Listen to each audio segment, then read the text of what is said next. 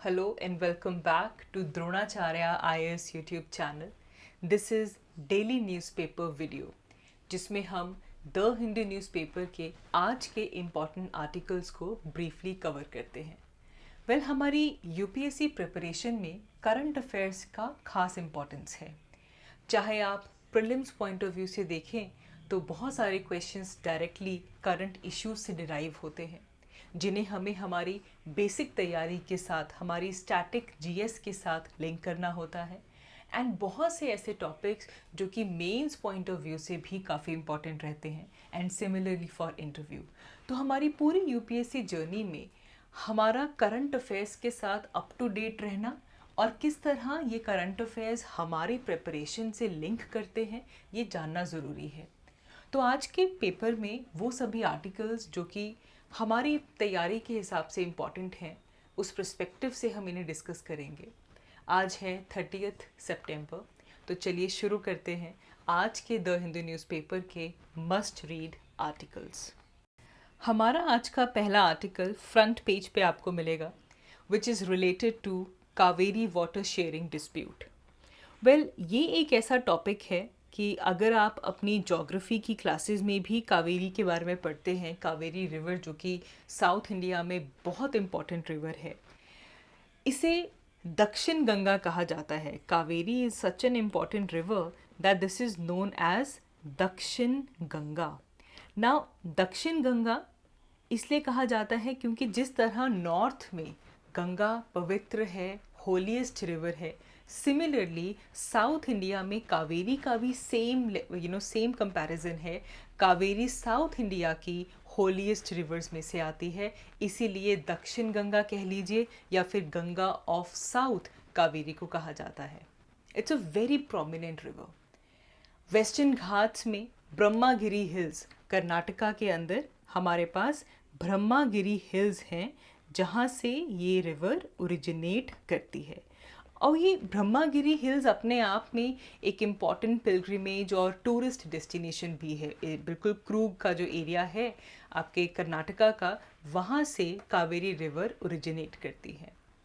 तो ज्योग्राफी की क्लासेस में तो आप इस रिवर के बारे में पढ़ते ही हैं। तो आज क्योंकि कावेरी रिवर न्यूज़ में है, तो मैं चाहती हूँ कि आप अपने एटलस ओपन करें। अपनी ज्योग्राफी की क्लासेस में जितनी भी नॉलेज आपने कावेरी रिवर को लेकर पढ़ी है, एक बार एटलस में दोबारा कावेरी रिवर को लोकेट करेंगे, देखेंगे कि ये कावेरी रिवर कहाँ कहाँ से पास करती है, कौन कौन सी इम्पॉर्टेंट ट्रिब्यूटरीज हैं। तो जब आप फॉलो करेंगे यू विल सी कि कावेरी रिवर कर्नाटका, तमिलनाडु, केरला और आपकी important UT which is Puducherry, इन सारे एरियाज़ में अपना बेसिन शेयर करती है। बहुत सी इंपॉर्टेंट ट्रिब्यूटरीज हैं, हरंगी, हेमावती, लक्ष्मण तीर्था, काबिनी, शिमशा, अक्रावती। There so many tributaries. एक बार अच्छे से पूरा कावेरी रिवर बेसिन आप देखेंगे from geography point of view. अब क्योंकि सिर्फ कावेरी रिवर की बात नहीं हो रही, न्यूज़ आर्टिकल कह रहा है दैट कावेरी डिस्प्यूट को लेकर, कावेरी रिवर का वाटर शेयरिंग डिस्प्यूट को लेकर ये आर्टिकल आया है, जिसमें कावेरी वाटर मैनेजमेंट जो आपकी अथॉरिटी है, इन्होंने कावेरी वाटर रेगुलेशन कमेटी का जो डिसीजन है उसे एंडोर्स किया है, उसे अपहेल्ड किया है। तो बेसिकली क्या है, ये इंटर स्टेट वाटर डिस्प्यूट है। अब आप इसके बारे में भी पॉलिटी की क्लासेस में बेहद डिटेल में पढ़ते हैं। ऐसा क्यों? क्योंकि जब हम इंटर स्टेट वाटर डिस्प्यूट की बात करते हैं, ये हमारे इंडियन फेडरलिज्म का एक इम्पॉर्टेंट टॉपिक बन जाता है, एक इम्पॉर्टेंट चैलेंज है कि ऐसी नदियाँ जो कि मल्टीपल स्टेट से गुजरती हैं, उनका वाटर किस तरह शेयर किया जाए, ये हमारे फेडरलिज्म का एक इम्पॉर्टेंट टॉपिक है। तो यहाँ पे दो बॉडीज़ का नाम आया है। अब कावेरी वाटर डिस्प्यूट को लेकर एक तो हमारे पास आती है कावेरी वाटर रेगुलेशन कमेटी, और एक है हमारे पास कावेरी वाटर मैनेजमेंट अथॉरिटी। इन दोनों का काम क्या है कि मेनली जो दो नेबरिंग स्टेट्स हैं, Karnataka and Tamil Nadu, the bigger states जहाँ से कावेरी का बेसिन गुजरता है, उनके बीच में कावेरी का पानी किस तरह डिस्ट्रीब्यूट किया जाए। बहुत लंबे टाइम से इसे लेकर एक डिसएग्रीमेंट चल रहा है। ये तीनों स्टेट्स और ये यूटीज़ इसमें इन्वॉल्व हैं कि किस प्रपोर्शन में, किस तरह जो वाटर है उसे डिस्ट्रीब्यूट किया जाए। बिकॉज देखो, वाटर का यूज़ ड्रिंकिंग के लिए तो हो ही रहा है, लेकिन एग्रीकल्चर के लिए और इंडस्ट्रियल यूज़ के लिए वाटर इतना ही इम्पॉर्टेंट है। अब हमारे पास करंटली हुआ क्या? करंटली ये बात आई है कि कावेरी वाटर मैनेजमेंट अथॉरिटी ने कहा कि भाई जो अभी आपका जो कावेरी वाटर जो कमेटी है, रेगुलेशन कमेटी है, इनका जो डिसीजन है, क्या डिसीजन है कि कर्नाटका को 3000 cubic feet per second release करना है इतना water to Tamil Nadu till October 15th। कि भाई ये डिसीजन बिल्कुल सही है। Even the Kaveri water management authority is upholding the same decision. तो ये खबर आई है। अब इसे लेकर कर्नाटका ने बोला कि नहीं, हमें ये मंजूर नहीं है और हम सुप्रीम कोर्ट के अंदर और even Kaveri water management authority में रिव्यू पिटीशन डालेंगे। ये डाटा हमारे लिए उतना इम्पॉर्टेंट नहीं है जितना कि इस डिस्प्यूट की हिस्ट्री को जानना है। तो आई एम श्योर आपकी अभी जो वीकली करंट अफेयर क्लास होगी द्रोणाचार्य, वहाँ पे आपको डिटेल में ये पूरी चीज़ एक्सप्लेन हम वहाँ करेंगे, लेकिन एक ब्रीफ आइडिया आपको होना चाहिए कि ये डिस्प्यूट शुरू कैसे हुआ। देखें 1892, अगर मैं यहाँ पे 1892 लिखती हूँ तो क्या आइडिया आता है? This was the time of Britishers in India. तो ब्रिटिशर्स के टाइम के दौरान जो मद्रास प्रेसिडेंसी थी हमारी, मद्रास और मैसूर प्रिंसली स्टेट, ठीक है, मद्रास और मैसूर, इनके बीच में एक ये एग्रीमेंट आता है। और इवन इन 1924 में भी ये एग्रीमेंट को कहा जाता है कि भाई ये अगले 50 साल तक रहेगा, जो कि वाटर शेयरिंग को लेकर था। And even without the permission of Tamil Nadu, Karnataka was diverting the water to some newly formed reservoirs, जिसकी वजह से इंडिपेंडेंस के बाद ये कॉन्फ्लिक्ट राइज होता है। कावेरी वाटर डिस्प्यूट ट्रिब्यूनल बनता है and now you have these two bodies जिनका काम ही यही है कि भाई वाटर शेयरिंग एग्रीमेंट को फाइनलाइज किया जाए और जितनी भी स्टेट्स हैं उनको उनके शेयर के हिसाब से वाटर मिले। तो ये कुछ आइडिया आपको इस आर्टिकल के बारे में होना चाहिए। मूविंग अहेड, हमारा आज का अगला article again GS paper 2 point of view से बेहद इम्पॉर्टेंट है। हमारे नेक्स्ट आर्टिकल के अंदर एक एक्ट की बात की गई है जिसे कॉमनली कहा जाता है पॉक्सो एक्ट। नाउ क्या है ये पॉक्सो एक्ट? सबसे पहले तो आपको इसका फुल फॉर्म पता होना चाहिए। अगर फुल फॉर्म पता है तो ये एक्ट क्या करता है, we can easily have an idea. This act is basically protection of children from sexual offenses. Protection of Children from Sexual Offenses Act 2012. So POCSO Act 2012 को लेकर आज एक आर्टिकल अगेन हमारे फ्रंट पेज पे आया है। नाउ एक idea ये है कि ये एक्ट बनाया गया जिससे कि इंडिया में बच्चों की सेक्सुअल एक्सप्लॉयटेशन या फिर सेक्सुअल अब्यूज़ ना हो, उसे एड्रेस किया जा सके। तो एक पर्टिकुलर एक्ट हमारे पास यहाँ पे आता है। इसकी हिस्ट्री भी ये है, इसका ओरिजिन भी किस तरह हुआ। इंडिया ने एक यूनाइटेड नेशंस की कन्वेंशन है which is the convention on rights of child, convention on rights of child 1992। इसे इंडिया ने रेटिफाई किया हुआ है और इसे इन्फोर्स करने के लिए इंडिया ने 2012 में पॉक्सो एक्ट को एनेक्ट किया। हमने United nation convention on rights of child 1992 को रेटिफाई किया हुआ है। भाई इसे रेटिफाई किया तो अब इसे इनैक्ट भी करना पड़ेगा, जिसे लेकर पॉक्सो एक्ट 2012 में इंडिया में आता है। ये एक स्पेशल लॉ है जो कि सेक्सुअल एक्सप्लॉयटेशन, बच्चों की सेक्सुअल एक्सप्लॉयटेशन और सेक्सुअल अब्यूज़ के लिए बना है। इस एक्ट में अब बच्चा कौन है, हु इज़ अ चाइल्ड? आप किसे बोलेंगे कि ये एक चाइल्ड है? Child is that any person who is below 18 years of age। ऐसा कोई भी पर्सन जिसकी एज 18 साल से कम है उन्हें चाइल्ड के तौर पे कंसिडर किया जाएगा और उनसे जुड़ा हुआ कोई भी केस सेक्सुअल एक्सप्लॉयटेशन या सेक्सुअल एब्यूज़ का पॉक्सो के अंडर डील किया जाएगा। अब इसे लेकर ये दोबारा न्यूज़ में क्यों आया है? क्योंकि अभी रिसेंटली लॉ कमीशन ने अपना कुछ सजेशंस इसे लेकर दिए हैं और उन्होंने ये कहा है कि जो एज ऑफ कंसेंट है, बेसिकली जो चाइल्ड की भाई okay age of consent to have sex, ये जो है वो 18 ईयर्स जो रखा गया है, इसे गवर्नमेंट को चेंज नहीं करना चाहिए। कि इसके अलावा जो हमारे पास एक ऐसी एज ग्रुप आता है विच इज़ 16 to 18 ईयर्स, अगर उन केसेस के अंदर हमारे जुडिशरी को एक डिस्क्रिशन लेनी होगी ऐसे केसेस को टैकल करते हुए जो कि 16 से 18 ईयर्स के बीच में फॉल करते हैं, लेकिन जो एज ग्रुप, जो चाइल्ड का एज का जो क्लॉज ऐड किया गया है, 18 साल से कम की उम्र के बच्चे हैं, चाइल्ड है, उसे हमें बदलना नहीं चाहिए, ये लॉ कमीशन ने कहा है। अब देखो रिसेंटली अभी क्या चल रहा है, we have 22nd law commission going on, जो कि हेड किया जा रहा है बाय ऋतुराज अवस्थी। उन्होंने इस रिपोर्ट को सबमिट किया एंड यहाँ पे एक टर्म जो उन्होंने यूज़ किया दैट इज़ टेसिड अप्रूवल, कि भाई वो बच्चे जो कि 16 से 18 साल के बीच में हैं, उनको डील करते हुए जुडिशरी को अपनी गाइडेड डिस्क्रिशन लेनी होगी। लेकिन जो एज ऑफ कंसेंट है कि 18 साल की जो बात आती है उसे आप चेंज ना करें, क्योंकि अगर आप इसे कम कर देते हैं तो इसका नेगेटिव इम्पैक्ट चाइल्ड मैरिज के ऊपर पड़ सकता है और इवन चाइल्ड ट्रैफिकिंग का केस इससे इंक्रीज हो सकता है। तो इस एज को बदला ना जाए, ये हमारे पास आज का आर्टिकल सजेस्ट कर रहा है। तो इसीलिए आप अपनी करंट अफेयर की क्लास में पॉक्सो एक्ट के बारे में और डिटेल में पढ़ेंगे, इसके क्या फीचर्स हैं। अभी रिसेंटली 2020 में कुछ रूल्स भी आए थे, उन रूल्स के बारे में भी आपको पता होना चाहिए।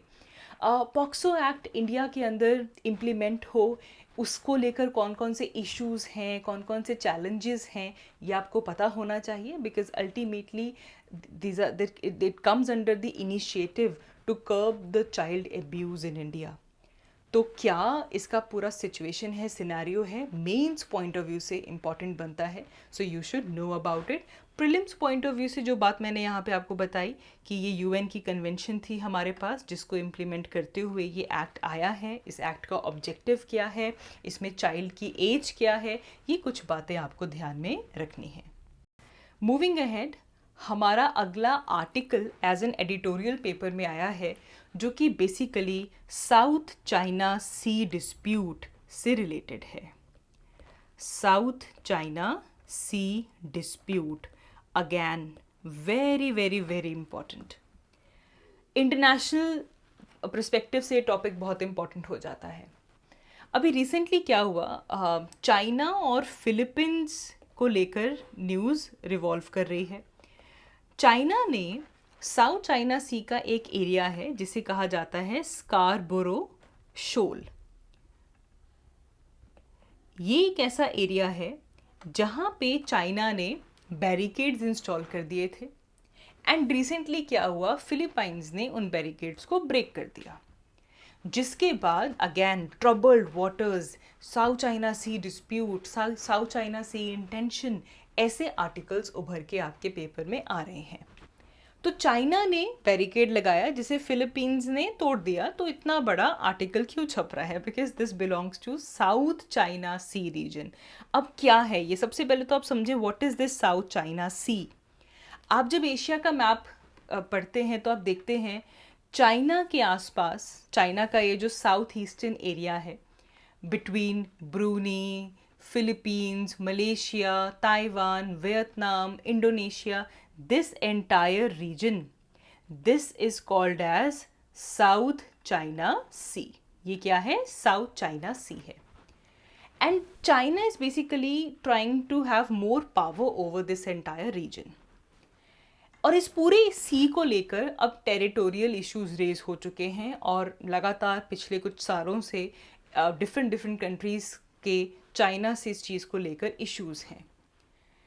अब एक इसका बेसिक रीज़न अगर हम बात को एक लाइन में ख़त्म करें तो साउथ चाइना सी का बेसिस क्या है, ये एक इकोनॉमिकली और जियोपॉलिटिकली या फिर आप कह लो जियो स्ट्रेटेजिकली एक इम्पॉर्टेंट एरिया है। और इस एरिया को हर एक कंट्री चाहता है कि ये उनका हो, स्पेशली चाइना वांट्स कि इस रीजन में चाइना की फुल पावर हो। अब ऐसे कैसे हो, इसे लेकर चाइना एक कॉन्सेप्ट लेकर आता है जिसे कहा जाता है 9-लाइन। 9-लाइन। अब क्या है ये 9-लाइन? भाई 1947 में चाइना के अंदर जो कोमिंगटांग पार्टी आई थी, उन्होंने ये 9-लाइन का कॉन्सेप्ट इंट्रोड्यूस किया, जिसमें उन्होंने ये कहा कि भाई ये जो 9-लाइन है, ये वाली लाइन स्पेसिफिकली अगर आप इस मैप में देख पाओ, ये वो इस लाइन के अंदर अंदर जितना भी एरिया है ये किसको बिलोंग करता है? चाइना को बिलोंग करता है। तो बेसिकली अगर आप देखो 90% साउथ चाइना सी का एरिया किसने क्लेम कर दिया? चाइना ने क्लेम कर दिया कि भाई जब जब चाइना की कम्युनिस्ट पार्टी आई थी उस टाइम पे ऑफिशियल मैप्स में चाइना का एरिया यहाँ तक था।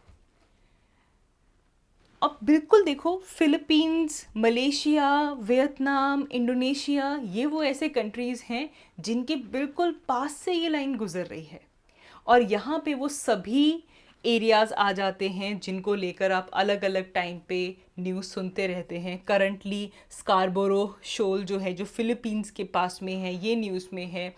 कभी कभी very frequently parcel islands news में आ जाते हैं, स्पार्टली आइलैंड्स न्यूज़ में आते हैं। क्यों? बिकॉज़ ये वो साउथ चाइना सी के एरियाज़ हैं जिनको चाइना क्लेम करता है, लेकिन what about the other countries? China claim क्यों कर रहा है कि भाई हमारी 9-लाइन के अंडर ये एरियाज़ आ रहे हैं। This is the entire basis of this dispute. तो इसीलिए एक तो आपको लोकेशन पता होनी चाहिए कि साउथ चाइना सी कहाँ पे है और साउथ चाइना सी के अंदर कौन कौन से एरियाज़ हैं।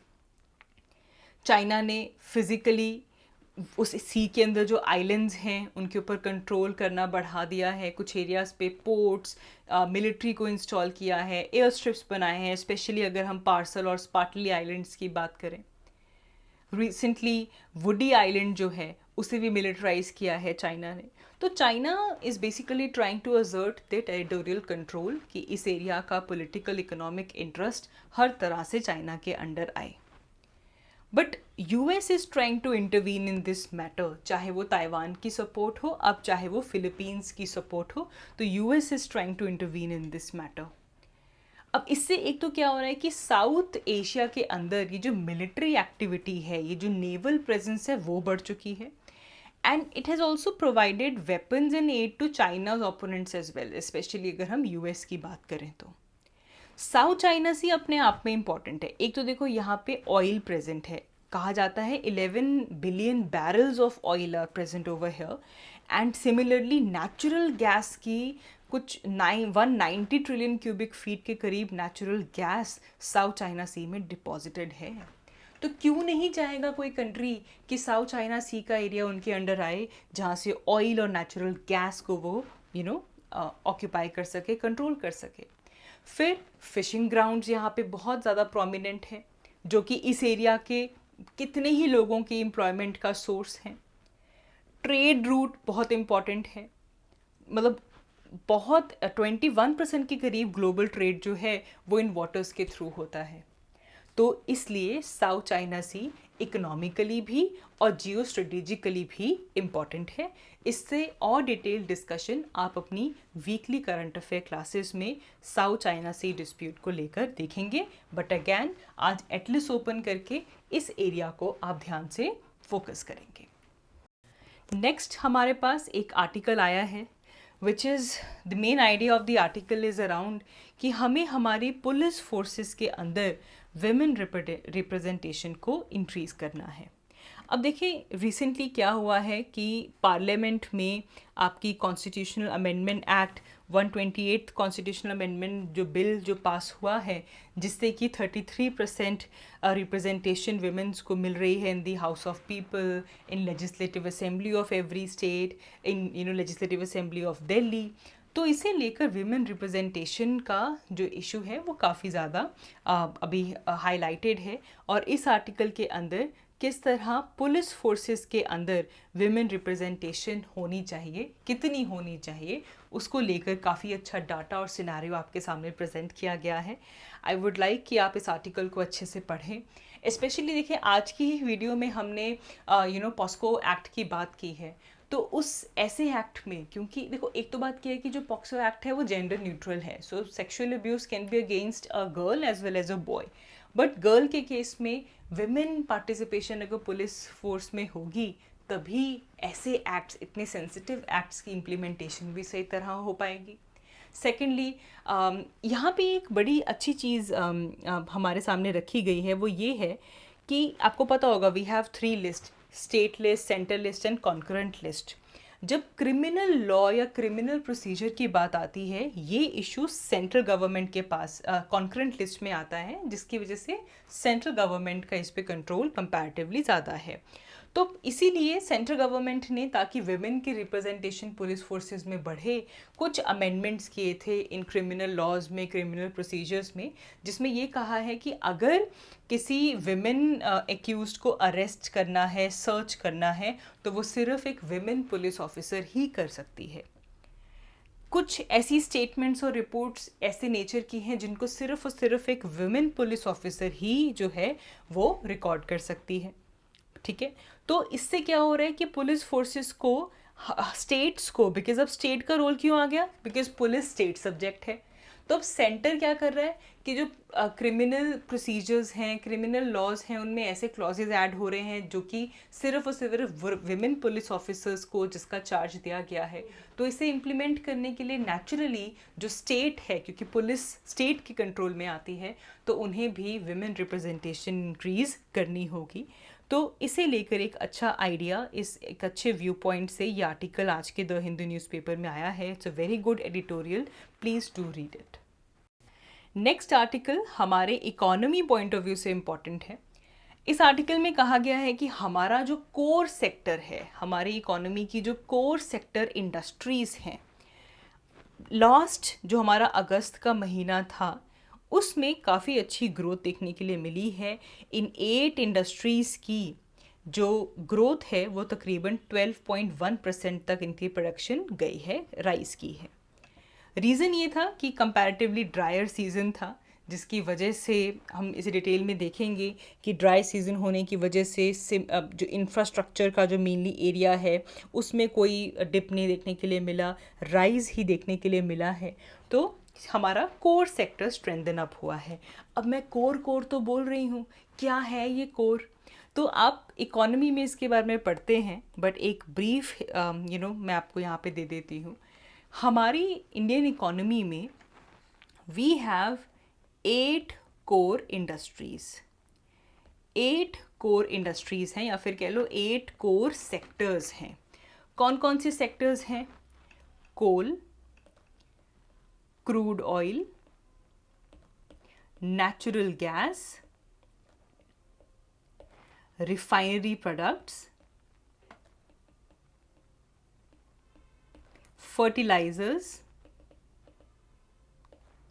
स्टील, सीमेंट एंड इलेक्ट्रिसिटी तो ये 8 हमारे पास सेक्टर्स हैं। एक हो गया coal, then crude oil, then natural gas, refinery products, fertilisers, steel, cement and electricity. ये हैं हमारे 8 कोर सेक्टर्स।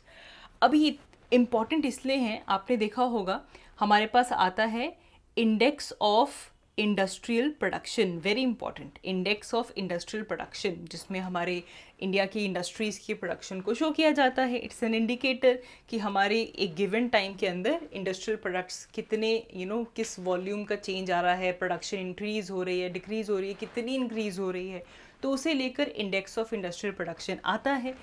अब इस इंडेक्स में 40.27% वेटेज सिर्फ और सिर्फ किसकी है? कोर सेक्टर्स की है। तो ये जो 8 सेक्टर्स हैं इनको मिला दिया जाए तो इंडेक्स ऑफ इंडस्ट्रियल प्रोडक्शन में इनकी वेटेज 40% से ज़्यादा है। अब किस तरह ज़्यादा है, इसमें भी डिक्रीजिंग वेटेज है सबसे ज़्यादा। अब देखो ये जो पॉइंट मैं आपको बता रही हूँ ये प्रीलिम्स पॉइंट ऑफ व्यू से वेरी इंपॉर्टेंट है, आप इस सीक्वेंस को ज़रूर याद रख लीजिएगा। सबसे ज़्यादा वेटेज हमारे पास आती है रिफाइनरी प्रोडक्ट्स की, ठीक है, रिफाइनरी प्रोडक्ट्स सबसे ऊपर हैं, then electricity, then steel, then coal, then crude oil, natural gas, cement, और लीस्ट इसके अंदर वेटेज किसकी है, फर्टिलाइजर्स। अब सबसे पहले याद रखेंगे सबसे ज़्यादा वेटेज किसकी है, रिफाइनरी प्रोडक्ट्स की, सबसे कम किसकी है, फर्टिलाइजर्स की। एंड ये सीक्वेंस जो है ये डिक्रीजिंग ऑर्डर में है according to the weightage of these 8 core sectors in your index of industrial production. Prelims perspective से ये बात आपको पता होनी चाहिए, क्योंकि देखो जो आपका इंडेक्स ऑफ इंडस्ट्रियल प्रोडक्शन है it's an important economic indicator. हर महीने आपकी जो सेंट्रल स्टैटिस्टिकल ऑर्गेनाइजेशन है ministry of statistics and programme implementation के अंडर, वो हर महीने इसे कंपाइल करती है और पब्लिश करती है ताकि हमें एक आइडिया मिल सके कि हमारे देश की इंडस्ट्रीज़ किस वॉल्यूम से ग्रो कर रही हैं। तो अब हमारे पास फिगर ये आ रहा है कि हमारा पिछले 14 महीनों में सबसे ज़्यादा ग्रोथ हमें अगस्त के महीने में देखने के लिए मिली है। So that is the issue है। सो ये आज के न्यूज़पेपर के कुछ इंपॉर्टेंट आर्टिकल्स थे। आई होप आप इन्हें ध्यान से कवर करेंगे। That is all from my side. I see you all in my next one. Thank you.